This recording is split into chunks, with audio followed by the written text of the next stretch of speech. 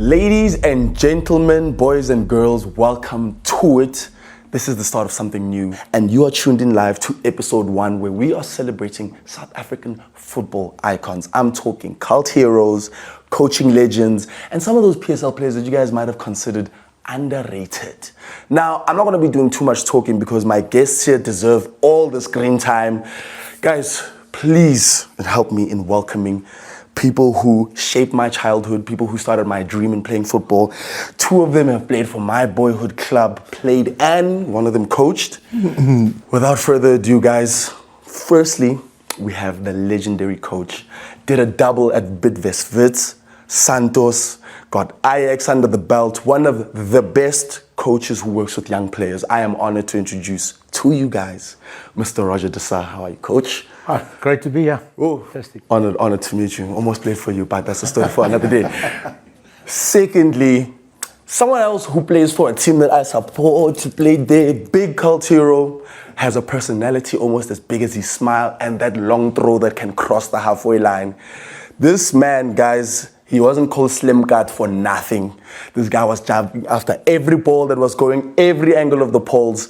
Played for Bidvest Wits, got the treble at Orlando Pirates, if I'm not mistaken. Yeah. One of the most legendary and eccentric goalkeepers South Africa has ever seen. Help me welcome Slim Cut Myeni Joseph. Jeez, what an introduction. I have to. I am honored. I think I can leave now. And last but not least, the man who molded what we today call captain, my captain, had a big 10-year stint at Morocco Swallows, a proper giant of the game, captain 5 years, something a lot of captains can't even achieve in this country of South Africa. Please help me welcome the legendary Tsutsulupa. Thank you, sir. Yo, guys, if that intro is not enough, I think we can cut it right here. That's the end of the interview. Thank you so much for coming. Anyway, so today, guys, we're going to be talking a lot about cult heroes. I mean, we have 2 Nedbank Cup winners here. Sorry, you have a treble, so that's another level a little bit. If we talk cult heroes, I automatically think Bralifa, 10 years at Morocco Swallows. Who do you feel kind of also represents cult heroes for yourself as a cult hero in South Africa? 10 years is a very long time. Yeah, but let me be honest with you. I believe football back then was more competitive. There was a lot of big name players, big characters. Like you said, Myeni was a different animal altogether, and we had to compete each and every weekend. Personally, I think Jabulani Maluleke, he was a different player in terms of how he saw the game, how he influenced the game. He was always there in the mix of things. And secondly, he was so intelligent on and off the ball that always you always needed to be alert. Because anything was possible with him. He created chances, he scored chances. I will always try and study his moves and his thinking on and off the ball. Listen, it was a pleasure playing against him. So, yeah, I'll go with Jabulani Maluleke. And also, to add to that, a set-piece specialist of note, 100%. Which is a rarity in our game nowadays. It is. Those were specialized players. Yeah, consistency. Well, that's because they messed up with the ball. They changed the ball into a plastic ball and this and that. So yeah, it gets a bit more difficult for these guys to hit free kicks.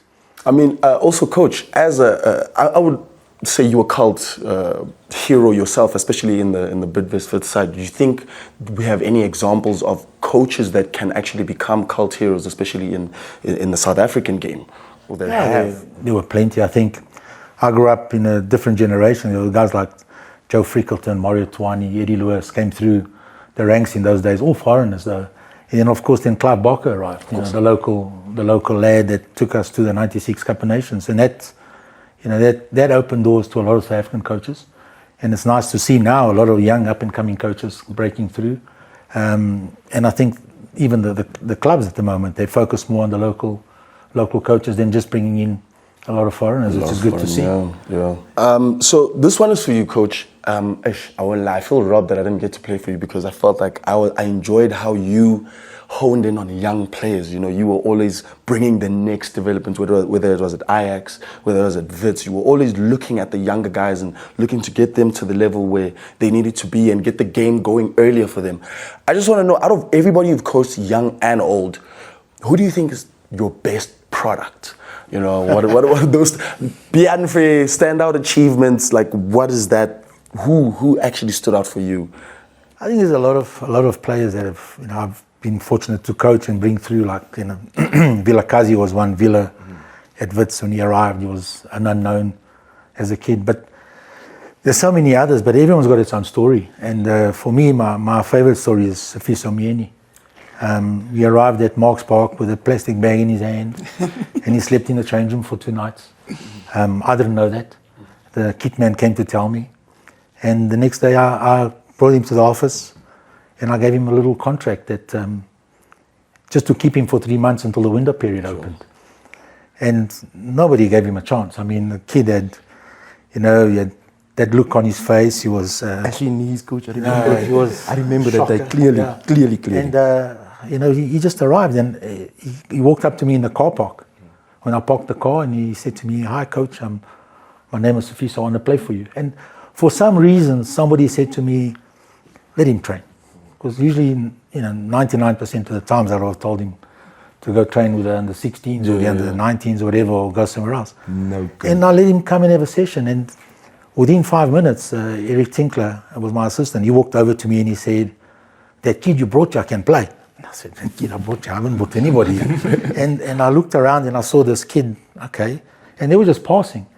And we told him to come back the next day, and he slept in the change room. And the next day he was there when I arrived again, and trained and gave him a contract. And I think a couple of years later he was a captain. Yeah. And so on. And you know, he never fixed his teeth. I always wanted him to fix his teeth. But yeah. Prima, I can also attest to Coach. Sure. Youngsters love playing for him. And when he says that, no, he turned players away, never. Yeah. You always had an opportunity with Coach Roger. And I was there, I worked with him, and I could see how the kids flourished under him because he brings a relaxed environment to an intensive atmosphere. You know, and that's where players thrived with him. And you could see the teams that he's coached as well. It's mostly youngsters that came through. And youngsters who succeeded went on to succeed in the game. True. But that's the type of coach that he is, which in today's game, coaches are so result-driven that they forget those little... The nuances. the nuances of the game to bring players through.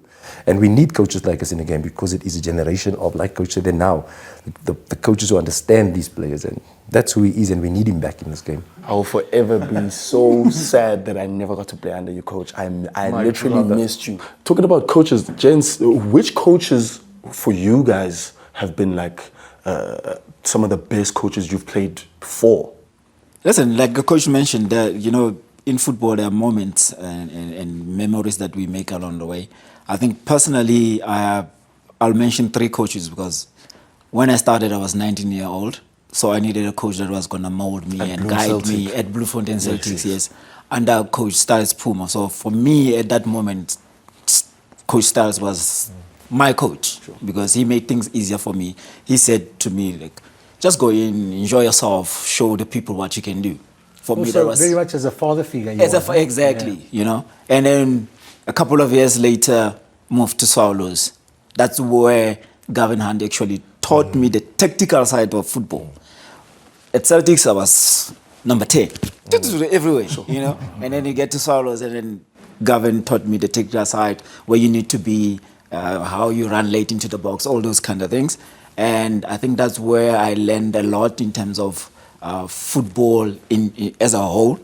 And for some reason, you know, when you're playing every week, the love of football starts, you know, you start taking things for granted. It happened. And then we had Julia Lial, who brought the artistic side of football back. I believe every one of these 3 coaches actually molded me to be the player that I am, to make me last as long as I did. And let me be honest, even the opposition coaches that, you know, used to be on the other side playing against me, they actually helped me a lot, you know. Yeah, it's important. Like through my career as well, I can't specifically point out which 3 coaches stand out, but each coach that I've come across had specific influences in my career. Sure. Like a coach like Rog taught me to enjoy the game as well. You know, you have fun doing the game. That's when you're going to be your best. Where Gavin told you the will to win. You had coaches like Rudy Kroll, tactically astute, and just focus on, listen, my team is important. Do what's good.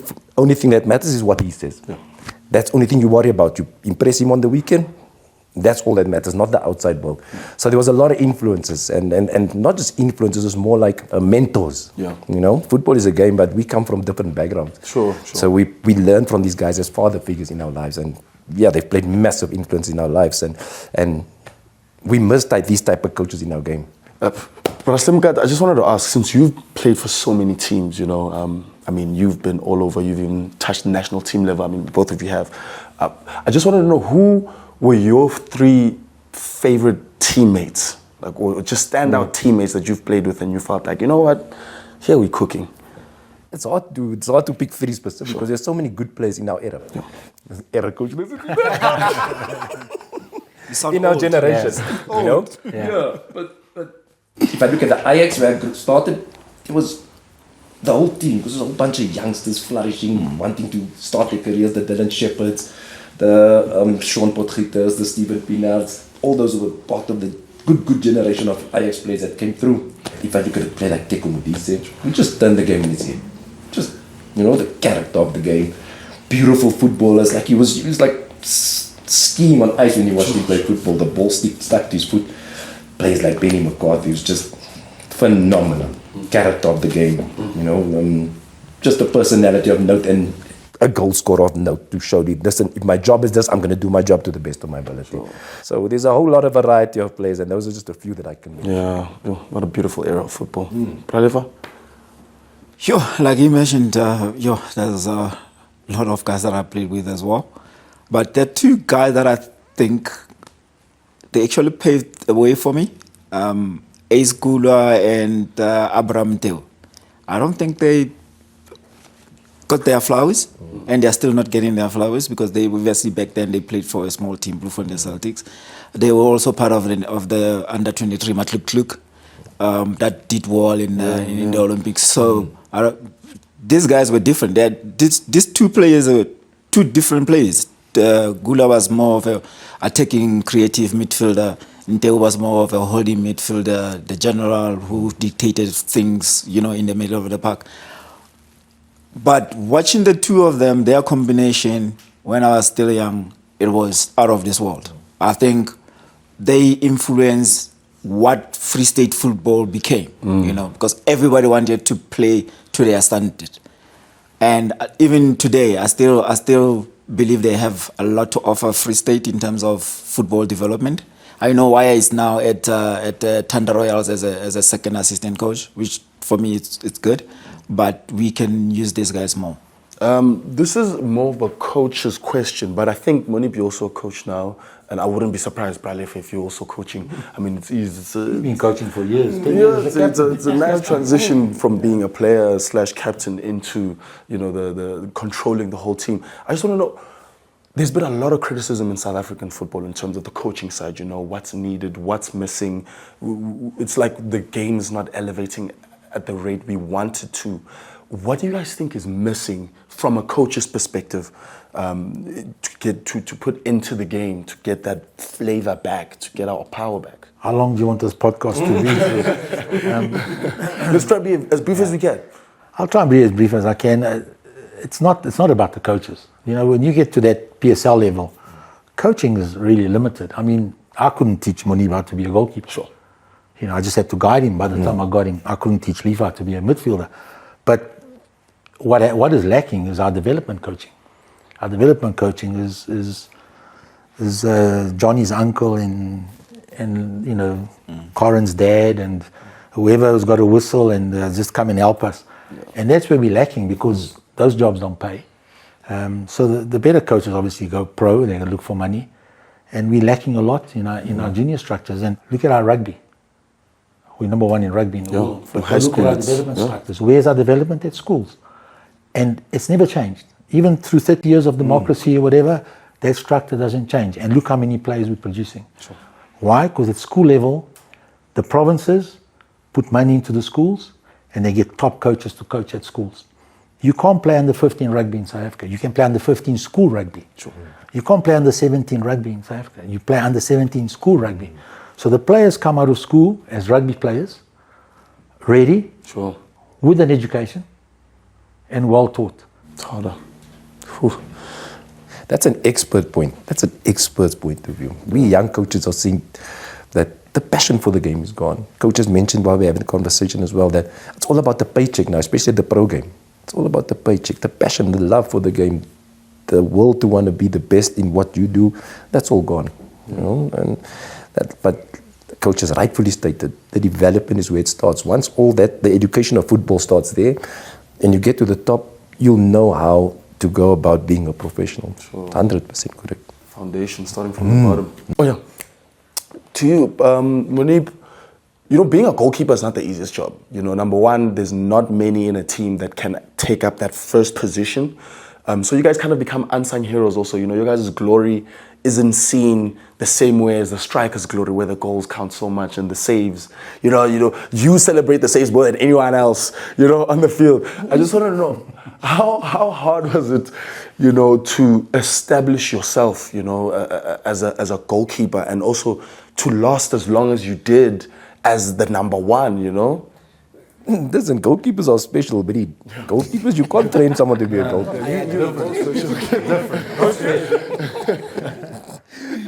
So these goalkeepers, those goalkeepers are born. You can't train a goalkeeper to be a goalkeeper because it's a different mindset. Remember, I always looked at it in the simpler terms is 10 players, they have 10 mates to speak to each other. Then we're standing alone in the goal, so we have to be a special breed. Let me tell you about goalkeepers. You look at, it's like you speak to under 10 coach. You know, Johnny's uncle who coaches the under 10s at the school, and you say to him, how's your team doing? Oh, my team had a great season. Oh, but my goalkeeper let us down. You hear that so many times. All right. Then you say, I mean, how much time did you spend with your goalkeeper? He goes, well, not really. I mean, I put him in the goals and we train. Yeah. Oh, but why don't you go and coach him a bit? Oh, well, so that kid, usually they're overweight. That's not his case. Usually they're overweight, or they got a limp, or they got something that's why they're going to goal. Sure. Okay. They talk to themselves. You throw him there, you don't pay any attention to him. You don't even give him the same color jersey. It feels like he's playing for another team. Okay. When they score, those 10 bastards go and celebrate. And he stands on his own. I must tell you, I think it's the one position that's produced more coaches. And there's a reason for it, because we're always at the back there coaching. Watching the whole game. Yeah, and we're coaching all the time, and we see a lot more than the outfield player. Sure. You hear the game in the middle of the park, you hear the game going around him, which is so difficult. You know, when you're watching it from this side, you can see so much. You can see the tactic, you can see the loopholes or whatever, the weaknesses. And that's a massive advantage. Sure, that's very true. And I mean, all you guys played in a similar era, you know, you guys kind of overlapped in your careers. Do you remember any nightmares, Moni, that the striker, when you see this guy coming, you say, oh no, it's time to switch it on? Not really, because that was a challenge. Sure. Because do you have a striker that you feel that you knew was a nightmare? No, because that was a challenge. Sure. You remember Coach explained to you from a young age, the goalkeepers, we tend to get all this, he's not a goalkeeper, he must play at the back, all this negative. So you tend to get a mindset during those years, which you develop, and you tell yourself, you know what, I'm the only one that's going to depend on me. Lastly, before we get out of here, we have a lot of cup experience here. You know, we have a lot of trophies just sitting on this couch itself. A lot of them come from cup competitions. I just want to know, because we know there's a distinct difference between that long-term league football and that on-the-day cup pressure kind of football, what is the biggest way that you kind of alleviate the pressure of that on-the-day, you know, mentality that you guys have to implement to win today's game, you know, instead of kind of stretching it out and saying, okay, no, Sharp, we can lose this game and then the next game, you know, I know there's a big temperament change within that, and we have 2 Nedbank Cup winners, you know, how did the change and how did you guys adjust to playing a league and then going into an intense one-day pressure situation? Let me be specific, the Nedbank Cup. it gives you so many challenges, because remember, you're playing against teams that are from different divisions. Some of them you don't even know. Some of you haven't even heard of. So how we used to do things was simplify things. Preparation. So it's not today's a match day, I need to focus or be in the zone. No. It was a week-long work in terms of preparations, physical, tactical, learning how the other teams play and all that. I think that makes your job much easier on game day, because you're already prepared. How you train is how you're going to play the match. So we made sure that our training was tops, rest was tops. Everything that we did prior to the game was the best that we can. 100%. And simplified terms. Listen, some of us played for team and never paid bonuses. The Nedbank Cup, there's bonuses, my brother. Sure. That is a driving force enough for you to go and want to get a result on the weekend. The trophy takes care of itself. There's a bonus at stake this the end of the weekend. game, So as a at player, least, you think to yourself, I want to get in that stuff. I want to be on the bench, because on the bench get a certain bonus as well. Yeah. So that Nedbank Cup offers a nice lifestyle. But the Nedbank Cup, for me, it's almost like we can relate to as the FA Cup in England, which is probably the closest to us. It gives everybody a chance. All the amateurs and everybody plays for them. I mean, the guys start playing Nedbank Cup early on in the year. You start playing knockout rounds and in different leagues and all that, to arrive at the last 32 and then have an opportunity to compete with the big guys. I'm going to get on the field and I'm going to play against Lifa. You know, I'm going to measure myself. And you see a lot of big clubs come short against the smaller teams, which creates an interest for everybody outside. It happens all over the world. In England, the last cup, which is the FA Cup, always gets the most attention. It's the most prestigious cup to win, always, because it's everybody in the country. It's not just the top 8 or just the PSL teams. It's now anyone who's a footballer has an opportunity to play in the Nedbank Cup. And that's what makes it so interesting. But you spoke about pressure.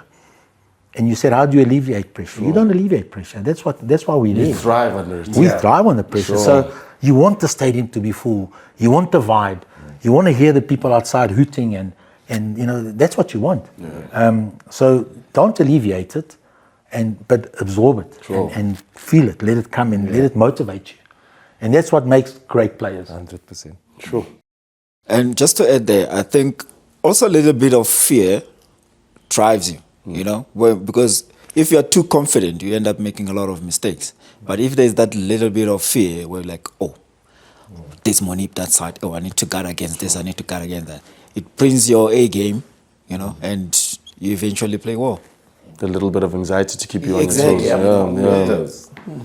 Sure. And I think that is the best way. You guys even threw in some words of advice there. I think if people really listen to this last segment, they will see that there's a little bit of words of advice. Don't alleviate the pressure. Thrive under that pressure. And if you're nervous, it's okay to have a little bit of nerves just to keep you on your toes and to keep you moving in the direction.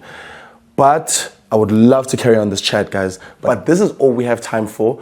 Episode 1. Please catch us next time. Don't forget to follow, subscribe, like, all the things that you're going to have to do to see more icons, more cult heroes, and more...